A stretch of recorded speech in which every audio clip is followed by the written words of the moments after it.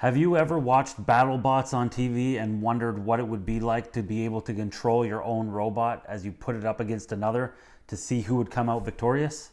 What about Rock'em Sock'em robots? Do you ever wonder what it would be like to have a little bit more control over those inane, stiff little robots?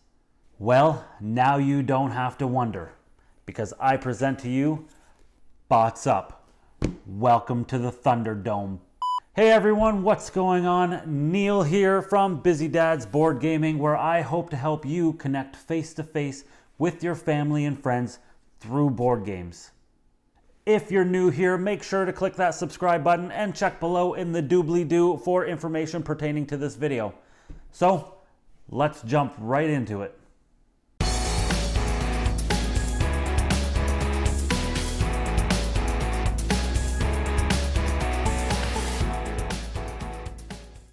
Today I'm happy to bring you Bots Up, a 2 to 5 player card game in which you and your opponents build your bots and battle them against each other using cards to deal damage, to heal, block and reduce incoming damage, get new parts, and so much more.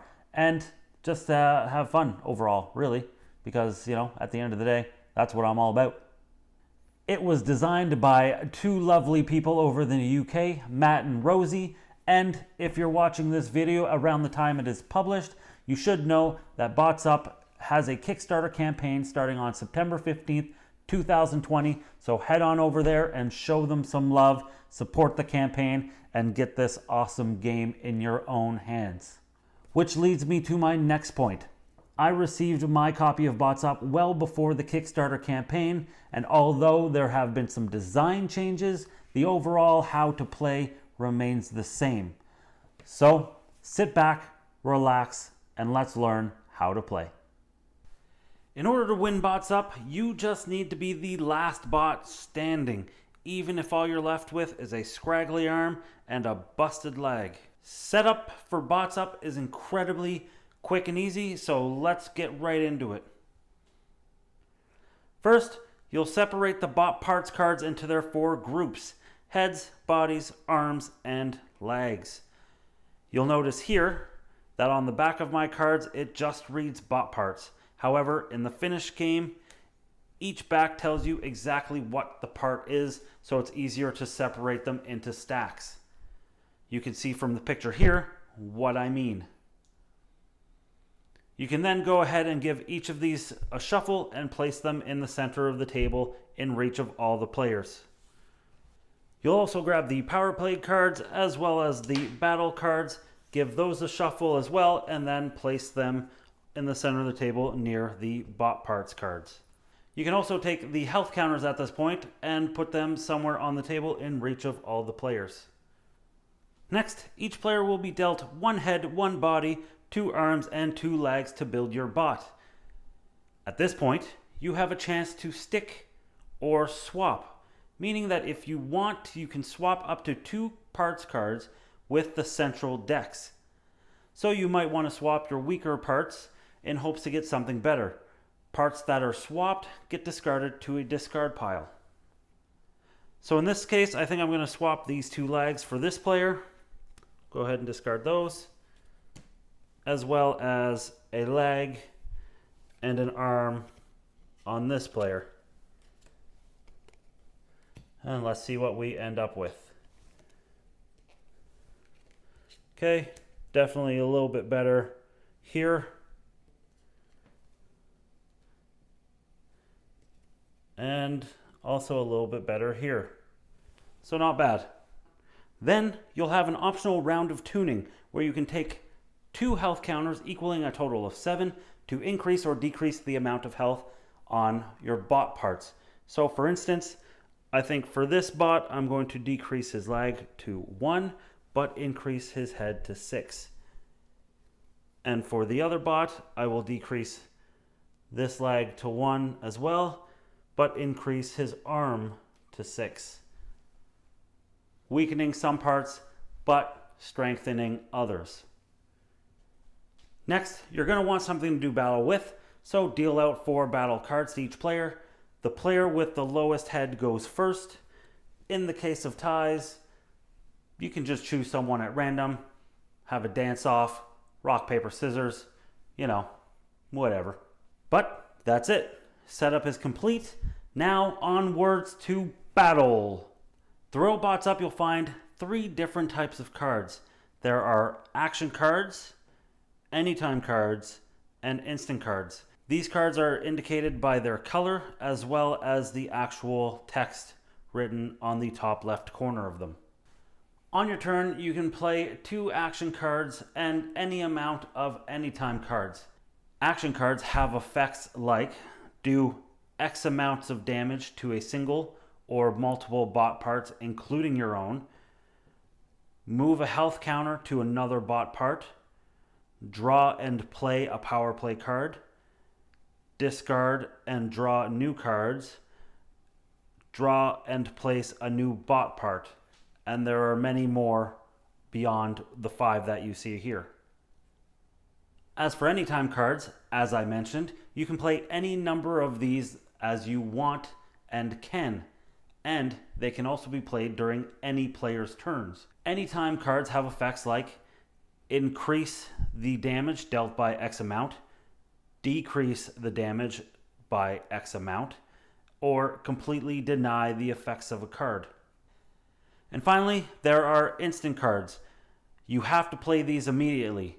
If you start a game with one in your hand as soon as it's your turn, before you do anything else, it has to be played. You'll find 2 instant cards in the battle cards deck. The remainder are in the power play deck, which I'll talk about in a moment. So, you have your 4 cards in which you're ready to do battle with. Your turn begins by picking up 2 new battle cards. If you start your turn with no cards in hand, you can go ahead and grab 4. Then, you can play up to 2 action cards and an unlimited amount of anytime cards before your turn ends. Once a battle card has been played, throw it into the discard pile. So let's go ahead and see what we're cooking with. Move counter, don't need to do that yet. Bodily harm, deal 3 damage to all other bot bodies and 1 to your own. Think we're going to go ahead and play this one first. We play bodily harm, do 3 damage to all other bot bodies and 1 to your own. We'll go ahead and see what this player has, if they have anything to counter. So they do have an armor card, which allows them to reduce the damage dealt to you by action cards by 2. So we're going to go ahead and play that. So when in fact we should be taking 3 damage, we are now going to take 1. And then both these cards get discarded. We take the appropriate health counters. So this body was reduced by 1, and our body was also reduced by 1.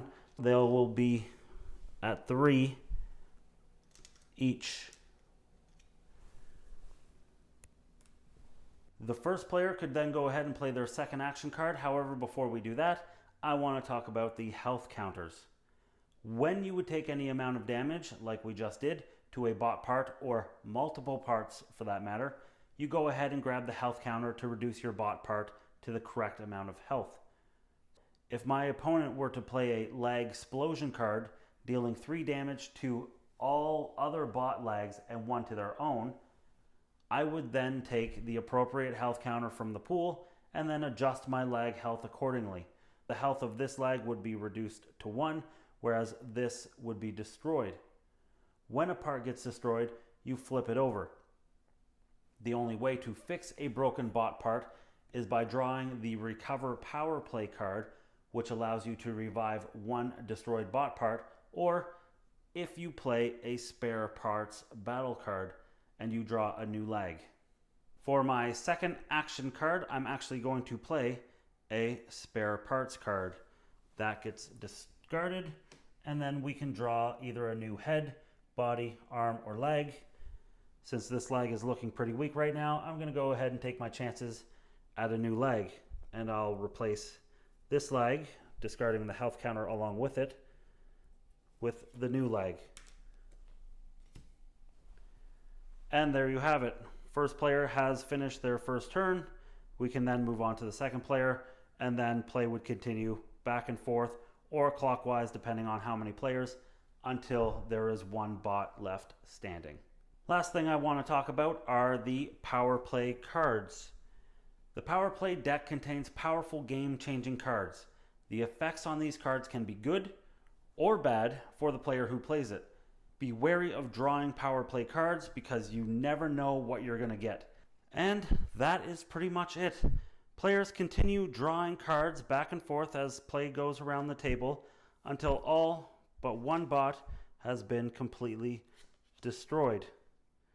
When that happens, the game is over and the player left standing is victorious. Now, there are cards that may be disputed in terms of how they are carried out, but don't worry, because the team over at Bots Up, through extensive playtesting, have got you covered. At the very end of the rules pamphlet, you'll find a handy card dispute section to settle any disputes players may have. And there you have it. That is how you play Bots Up. If you have any comments or questions, feel free to leave them in the comments section below. If you've gotten any value out of this video, please feel free to subscribe and like the video and perhaps share it with some family and friends. It really helps grow the channel. Also, you can check in the description below for anything pertaining to Bots Up and the Kickstarter campaign. And as always, you can find me on Instagram, Twitter, as well as Facebook. But until next time, thanks for watching and happy gaming.